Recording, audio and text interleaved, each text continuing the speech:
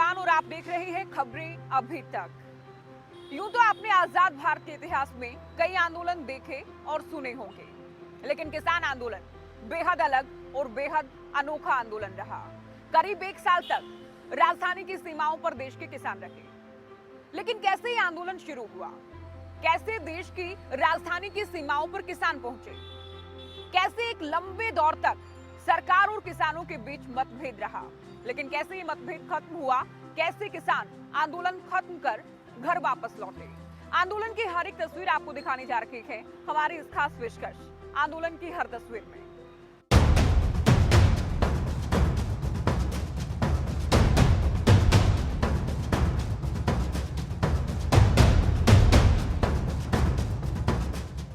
मोदी सरकार 3 नए कानून लेकर आई। तीनों कृषि कानूनों को किसानों के लिए बेहद ऐतिहासिक और क्रांतिकारी बताया गया। लेकिन किसानों का एक बड़ा तबका वो था जिसे ये कानून रास नहीं आए थे। धरने प्रदर्शन का दौर शुरू हुआ और इसी दौर के बीच दिल्ली कूच का ऐलान किया गया।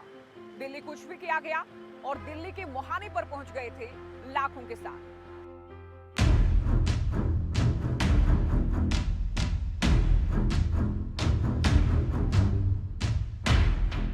कृषि प्रधान देश भारत में किसान और किसानी को लेकर बहुत दम भरे गए।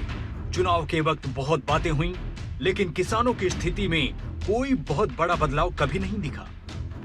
ऐसे में मोदी सरकार 3 नए कृषि कानून लाई और तीनों कानून को ऐतिहासिक बताया गया। केंद्र की ओर से किसानों की स्थिति में क्रांतिकारी बदलाव के दावे किए गए। कहा गया कि किसान के लिए जो आजाद भारत में अभी तक नहीं हो सका, वो हो सकेगा। लेकिन विपक्ष हालांकि सरकार को घेरता रहा कि बिना विपक्ष को सुने बिल पास करा लिए गए। 2 मिनट का टाइम दे देना कि पंजाब के लिए ये बहुत सर 2 मिनट तो 2 मिनट सर पंजाब। आप सबको अध्यक्ष महोदय के माध्यम से आग्रह करना चाहता हूं, कृषि का जीवन बदलने वाले ये एक्ट हैं, आप सबका आशीर्वाद इनको मिले। धन्यवाद। प्रश्न ये कि विधेयक को पुनर्स्थापित करने की अनुमति प्रदान की जाए। जो सदस्य इसके पक्ष में हाँ कहें, जो सदस्य विरोध में ना कहें। मेरे विचार में निर्णय हाँ वालों के पक्ष में हुआ। हाँ वालों के पक्ष में अनुमति प्रदान की जाती है। माननीय मंत्री जी, आप विधेयक पुनर्स्थापित करें। माननीय अध्यक्ष महोदय, मैं विधेयक पुनर्स्थापित करता हूँ। लोकसभा के बाद राज्यसभा में भी विपक्ष के हंगामे के बीच बिल पास हुए। Those in favor will please raise their hands and say aye. Those against will please raise their hands and say no. I think the ayes have it, the ayes have it, the ayes have it, the bill is passed. विपक्षी नेताओं ने सरकार पर जमकर प्रहार किए और कहा कि जबरदस्ती किसान विरोधी बिल पास कराए गए, कानून थोपे गए। दूसरे कानून का कंटेंट जमाखोरी को अनलिमिटेड तरीके से हिंदुस्तान में चालू कर रेजोल्यूशन मूव करने की किसी को इजाजत नहीं मिली, उस पे वोटिंग नहीं हुई। डिवीजन के लिए हमारे साथी चिल्ला रहे थे कि डिवीजन करो, मोशन पे वोटिंग करो और डिवीजन करो।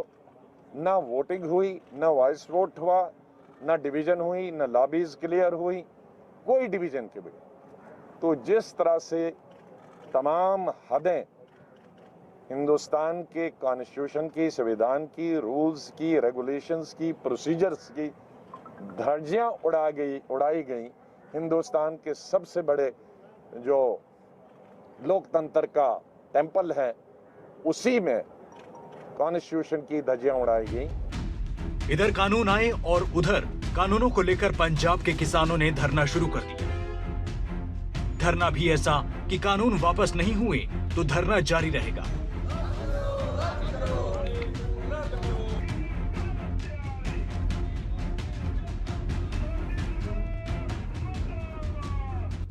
इतना ही नहीं, किसानों की ओर से दिल्ली कूच का ऐलान किया गया।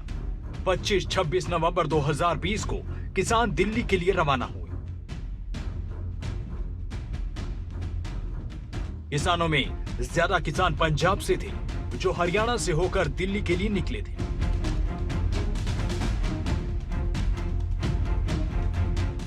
पंजाब के किसानों के साथ हरियाणा के किसान भी अलग अलग जिलों से दिल्ली के लिए रवाना हो रहे थे।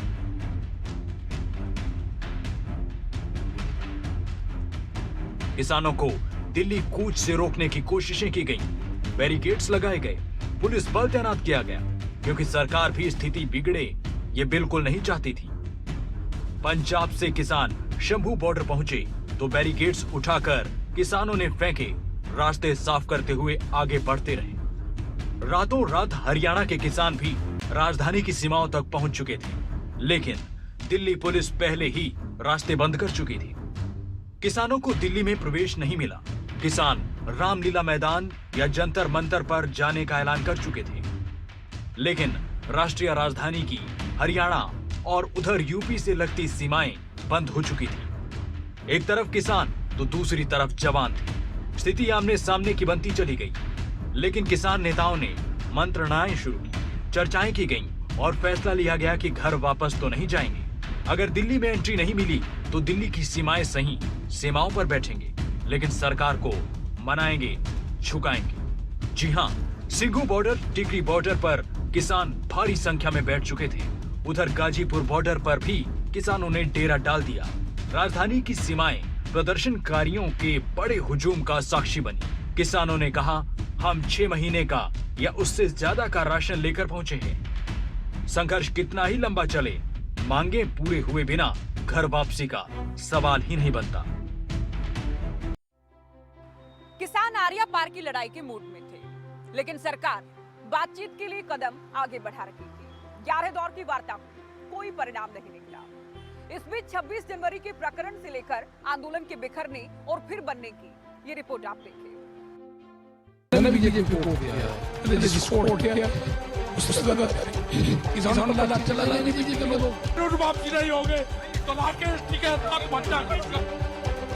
किसी गलत फहमी में मत रहना। ये देश हमारा है, ये प्रदेश हमारा है, ये जिले हमारे हैं। ठिठुरती सर्दी में किसानों का आंदोलन शुरू हो चुका था। प्रदर्शनकारियों की संख्या कम होने के बजाय बढ़ रही थी। हर उम्र वर्ग के लोग धरना स्थल पर पहुंच रहे थे। बच्चे से लेकर युवा, युवा से लेकर बुजुर्ग और महिलाएं भी पुरुषों के साथ कंधे से कंधा मिलाकर खड़ी थी। ट्रैक्टर ट्रालियों में घरों से सामान पहुंचने लगा था। खाने से लेकर बिस्तर, टेंट का इंतजाम होने लगा था। किसान आंदोलन के दिन गिने जाने लगे थे। किसानों ने 26 जनवरी को दिल्ली में ट्रैक्टर परेड का ऐलान कर दिया था। इसी बीच 1 दिसंबर को केंद्र सरकार ने किसान नेताओं को बातचीत के लिए बुलाया। किसान बंधुओं को यह आग्रह करना चाहता हूं कि आंदोलन का रास्ता त्याग कर वो चर्चा करें और विज्ञान भवन में पधारें। चर्चा से जो रास्ते निकल सकते हैं वो सरकार उस पर विचार करने के लिए पूरी तरह पहले भी तैयार थी और आज भी तैयार है। पहले दौर की वार्ता किसी नतीजे तक नहीं पहुंची। फिर ये सिलसिला ऐसा चला, पहले से दूसरा दौर, दूसरे से तीसरे, और ठीक इसी तरह हर वार्ता विफल होते हुए 11वें दौर पर पहुंची। 11 दौर की वार्ता के बाद सरकार बता चुकी थी कि हम अपना अधिकतम जो कर सकते थे वो प्रस्ताव दे चुके हैं। किसान नेताओं ने 26 जनवरी की तैयारी का ऐलान कर दिया था। हाल निकाल रहे हैं, किसने का हाल निकाल रहे हैं हम मार्च पूरा होगा, अब तो 26 की तैयारी करो, अपना वहाँ रहना। दिल्ली पुलिस के साथ बैठक भी है। हाँ, बैठक भी है। जी हाँ, 1 दिसंबर 2020 से लेकर 22 जनवरी 2021 तक 11 दौर की वार्ता हुई, लेकिन किसी नतीजे तक ये बात नहीं पहुंची। इस बीच सरकार से कृषि मंत्री नरेंद्र तोमर बार बार ये बताते रहे कि कानून किसानों के हित में है, न एमएसपी खत्म होगी, न कोई नुकसान किसानों को होगा। तोमर कहते रहे कि जब तक वार्ता होती है तब तक आंदोलन स्थगित हो। साथ ही कोरोना और सर्दी का हवाला भी दिया जाता रहा कि इस आंदोलन में जो हमारे बुजुर्ग लोग हैं और बच्चे हैं उनको घर जाने के लिए कहना चाहिए, क्योंकि कोविड का संकट भी है, मौसम की भी प्रतिकूलता उस समय थी और आज फिर कोविड का दूसरा दौर चालू हो गया है। पूरा देश इसके कारण चिंतित है। तमाम वार्ता विफल होने के बाद सरकार और किसानों में सहमति न बनने के बाद किसानों और प्रशासन के बीच वार्ता हुई, परेड रूट पर चर्चाएं की गईं और आखिरकार 26 जनवरी 2021 का दिन आ ही गया। इसे लेकर एक ऐतिहासिक ऐलान किया गया। 26 जनवरी को एक तरफ लाल किले पर गणतंत्र दिवस कार्यक्रम था, तो किसान दिल्ली की सीमाओं से दिल्ली में प्रवेश करना शुरू कर चुके थे। प्रदर्शनकारियों में भारी जोश और उत्साह नजर आ रहा था। भारी संख्या में ट्रैक्टर और ट्रैक्टर पर सवार किसान तिरंगा झंडा लगाकर ट्रैक्टर राजधानी की सड़कों पर दौड़ा रहे थे।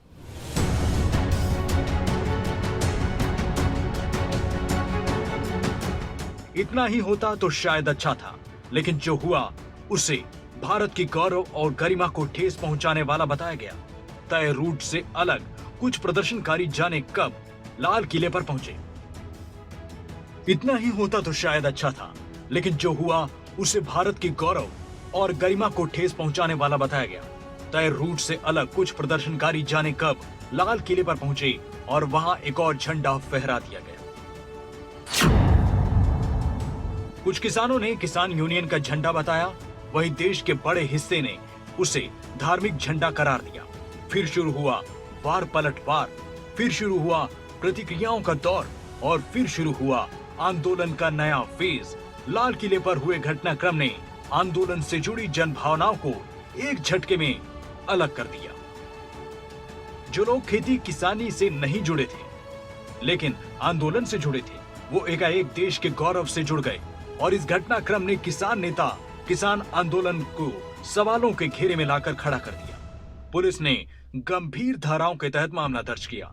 गिरफ्तारियों का सिलसिला भी शुरू हुआ। सरकार से जुड़े नेताओं ने जमकर किसान नेताओं पर प्रहार किए, तो वहीं किसान नेताओं ने भी कभी इसे सरकार की साजिश बताया, तो कभी लाल किले पर हुए घटनाक्रम की निंदा भी की। मैं तो गया नहीं एयरपोर्ट पे, ना हमारे लोग गए। 9 बजे ही जा लिए वहाँ पे, उनको जाने का रास्ता किसने दे दिया लाल किले पे। अच्छा, आंदोलन यहाँ चल रहे तो बहुत लोगों के करीब 2000 से ज्यादा के खिलाफ हुई है। मुसीबत आवे तो सब चले जा। फिर लाल किले की घटना ने किसान नेताओं के हौसले भी अर्श से फर्श पर ला दिए।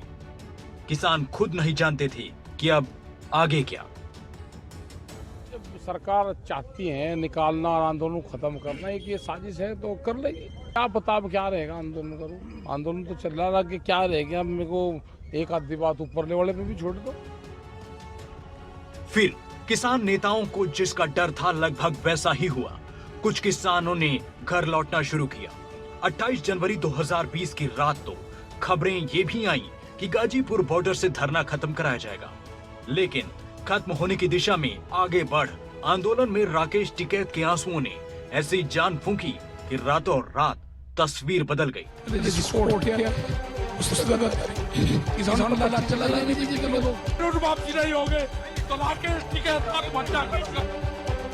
किसी गलत फहमी में मत रहना। ये देश हमारा है, ये प्रदेश हमारा है, ये जिले हमारे हैं।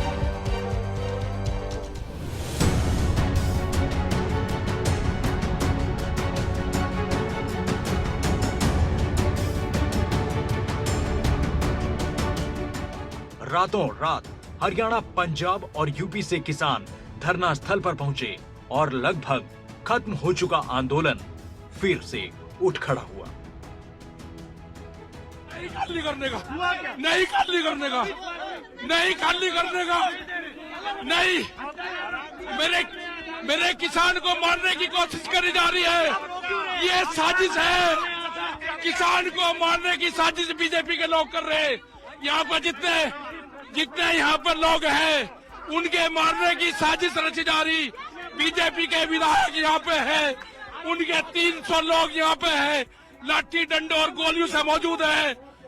यहाँ के पुलिस प्रशासन 2000 पुलिस के लोग यहाँ पे मौजूद है। ये अत्याचार है किसान के साथ में, देश के किसान के साथ में गद्दारी है। ये नहीं होगा, नहीं होने का। राकेश टिकैत रातों रात किसान आंदोलन का चेहरा बन गए थे। लोगों की भावनाएं टिकैत से जुड़ गई थी और फिर आंदोलन का स्वरूप बदला। पंचायतों का दौर शुरू हुआ। किसान नेता अलग अलग राज्यों में महापंचायतें कर आंदोलन के मजबूत होने का दावा करते रहे। इतना ही नहीं, हरियाणा में सरकार से जुड़े नेताओं के विरोध का ऐलान भी हो गया। हरियाणा के अलग अलग हिस्सों से किसानों को जैसे ही बीजेपी जेजेपी नेताओं के पहुंचने की भनक लगती, प्रदर्शनकारी पहले ही पहुंच जाते, विरोध किया जाता। कई बार तो स्थिति तनाव की बनी, कई बार प्रदर्शनकारी भी हिंसक होते दिखे, कई बार नेताओं की गाड़ियों के शीशे भी तोड़े गए, किसानों पर मुकदमे हुए। किसान मुकदमे वापसी के लिए प्रदर्शन करते और ज्यादातर हरियाणा सरकार किसानों के मुकदमे जो संभव हो वापस लेती गई। ये सिलसिला लंबा चला। इसी बीच सवाल तो ये भी उठते रहे कि हरियाणा में ही विरोध क्यों, हरियाणा सरकार का ही विरोध क्यों। किसान आंदोलन की आड़ में विपक्ष की राजनीति करने के आरोप लगते रहे। किसान नेताओं का दावा था कि आंदोलन बेहद शांति प्रिय है, अहिंसक है, लेकिन कुछ घटनाएं वो भी सामने आती रही जिससे किसान नेताओं पर सवाल उठे, आंदोलन पर सवाल उठे। लेकिन इस बीच एकाएक प्रकाश पर्व के मौके पर पीएम मोदी देश के सामने आए और एक ऐलान ऐसा कर दिया जिससे कानून विरोधी से लेकर कानून समर्थक केवल हैरान थे। पूरे देश को ये बताने आया हूं कि हमने 3 कृषि कानूनों को वापस लेने का, रिपील करने का निर्णय लिया है। मामले में सियासत भी चरम पर रही, बयानबाजी का सिलसिला भी तेज हो गया। किसान जो है वो सड़कों पे, पुलों पे बैठा हुआ है सर। विपक्षी दल केंद्र सरकार के साथ साथ हरियाणा सरकार पर वार करते रहे। सरकार से जुड़े नेता लगातार कहते रहे कि कानून वापस तो कभी नहीं होंगे, हाँ संशोधन जरूर हो सकते हैं। इस बीच एकाएक 19 नवंबर की सुबह ने सबको हैरान कर दिया। जी हाँ, मौका प्रकाश पर्व का और दिन शुक्रवार सुबह करीब 9 बजे का। पीएम नरेंद्र मोदी देश के सामने आए, राष्ट्र को संबोधित किया और एकाएक वो ऐलान कर दिया जिसकी शायद किसी को न उम्मीद थी न ही कोई संभावना। पीएम ने माफी मांगी और कहा शायद हम कुछ किसानों को समझा नहीं सके। मैं आज देशवासियों से क्षमा मांगते हुए सच्चे मन से और पवित्र हृदय से कहना चाहता हूं कि शायद हमारी तपस्या में ही कोई कमी रही होगी, कुछ किसान भाइयों को हम समझा नहीं पाए। आज गुरु नानक देव जी का पवित्र प्रकाश पर्व है। ये समय किसी को भी दोष देने का नहीं है। आज मैं आपको, पूरे देश को ये बताने आया हूं कि हमने 3 कृषि कानूनों को वापस लेने का, रिपील करने का निर्णय लिया है। प्रधानमंत्री का ये ऐलान था कि आंदोलन स्थलों पर जश्न का माहौल शुरू हो गया। राजनीतिक बयानबाजियां हुई, लेकिन किसान भी ये साफ कर चुके थे कि केवल ऐलान कर देने भर से घर वापस नहीं जाने वाले। पीएम ऐलान कर चुके थे और कानून वापस भी हो चुके थे, लेकिन आंदोलन वापसी का पेंच अभी फंसा था। कैसे, आइए जानते हैं। और सरकार डरती है। पीएम ने ऐलान कर दिया था कि शीतकालीन सत्र की शुरुआत के साथ ही कानून वापसी की प्रक्रिया भी पूरी कर ली जाएगी और बिल्कुल हुआ भी वैसा ही। सत्र की शुरुआत के साथ ही कृषि कानून वापसी प्रस्ताव सरकार ले आई। लोकसभा और फिर राज्यसभा में प्रस्ताव पास कराए गए।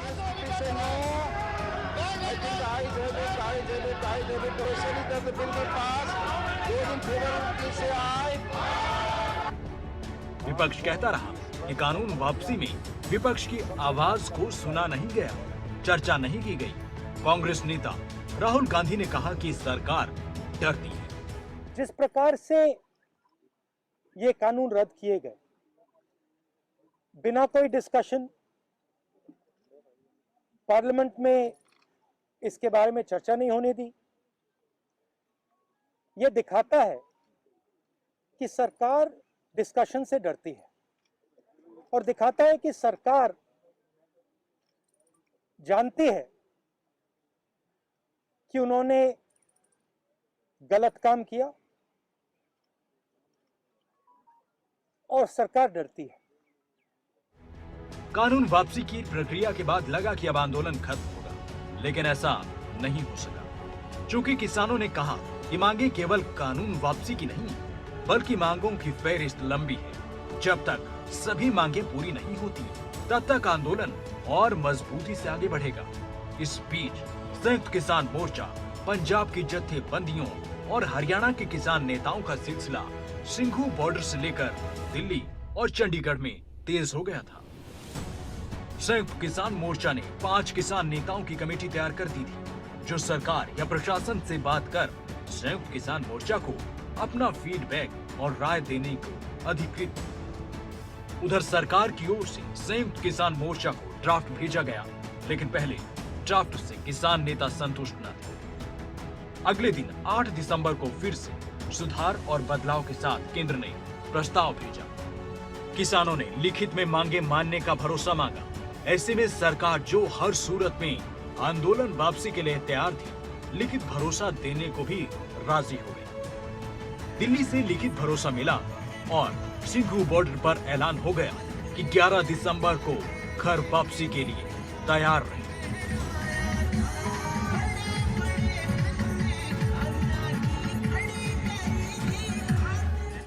क्योंकि संयुक्त मोर्चा इकट्ठा यहां से जा रहा है, ये एक बड़ी चीज है। और 11 तारीख से जो बॉर्डर है हमारे हैं, वे खाली होने शुरू हो जाएंगे 11 तारीख से, और उनको 2 दिन लगे, 3 दिन लगे, 4 दिन लगे। आज से भी बहुत लोग उसकी पैकिंग शुरू कर दी है। 11 तारीख से हम इस विजय के साथ में अपने गांव को जाना शुरू होंगे।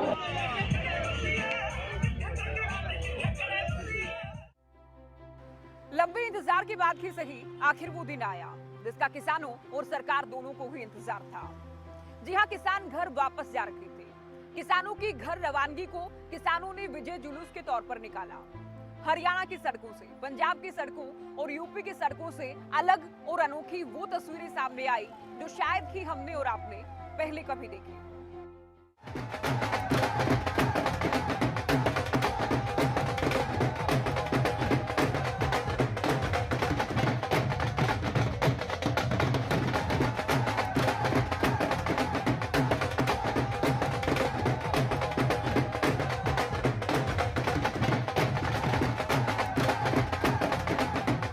एक साल से ज्यादा वक्त के बाद दिल्ली की सरहदों से किसानों की घर वापसी। जश्न में डूबे किसान।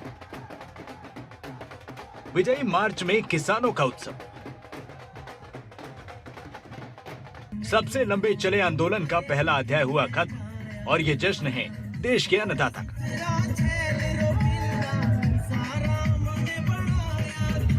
ये उन कानूनों की वापसी की जीत का जश्न है जिसे किसान अपने हित में नहीं मानते रहे। जगह जगह जश्न, फूलों की बारिश और किसानों के चेहरे पर रौनक। किसान थिरक रहे थे। ये तस्वीरें हैं सिंघू बॉर्डर की, जहां कभी लंबा संघर्ष चला, वहां बदले वक्त में विजयी मार्च का जश्न दिखा। क्या महिलाएं, क्या बुजुर्ग और क्या नौजवान, हर किसी के चेहरे पर एक खुशी दिखाई दी। जित के मोड़न वास्ते आए थे, हम जित गए, दिल्ली जित लिया, बहुत खुशी है साडे दिल नूं। सिंघू बॉर्डर की ये तस्वीरें देखी। किसानों ने ऐसे वापसी की जैसे बड़ी जंग जीती। क्या जवान, क्या बुजुर्ग, सब थिरक रहे थे। जमकर डांस हुआ। सीमाओं पर डटे किसान ढोल नगाड़ों की थाप पर नाचते हुए, दिवाली की तरह बम पटाखे बजाते हुए घर वापस हुए। किसानों के जश्न में पानीपत में पंजाबी सिंगर इंद्रजीत निक्कू भी शामिल हुए। इतिहासक जिद्दियां सब नूं बहुत-बहुत मुबारकां जी। किसानी दे नाल जिन्ने लोग खड़े होने सारे नूं बहुत-बहुत मुबारकां सब दा। दिल्ली की सीमाओं को खाली कर किसान घर लौटे तो जश्न का माहौल दिखा। किसानी धरने ने मेले का रूप अख्तियार कर लिया। करनाल के बस्ताड़ा टोल प्लाजा पर गाड़ियों का लंबा जाम दिखा। किसान आंदोलन का पहला अध्याय इस तरह खत्म हुआ। बिना किसी नुकसान के आंदोलन खत्म हुआ। कहते हैं अंत भला तो सब भला। सरकार कानून वापस ले चुकी थी, किसान घर वापस जा चुके थे, लेकिन इस दौरान 700 से ज्यादा किसानों की जान गई। हालांकि कारण चाहे जो हो, सरकार मान चुकी थी। सरकार ने कानून वापस लिए थे, लेकिन किसान नेताओं का अब भी ये कहना था कि आंदोलन खत्म नहीं हुआ है, बल्कि सरकार ने अगर मांगे नहीं मानी तो आने वाले दिनों में समीक्षा जारी रहेगी। आंदोलन एक बार फिर से शुरू भी हो सकता है। किसान आंदोलन में 700 से ज्यादा किसानों की जानें गई। हालांकि कारण चाहे जो रहा हो, सरकार मानी, कानून वापस हुए, किसान भी घर वापस लौटे। लेकिन आंदोलन ने एक बात को जरूर साफ कर दिया कि लोकतंत्र में ताकत बहुत है। धरना, प्रदर्शन, आंदोलन अगर शांति से किया जाए तो बेहद शक्तिशाली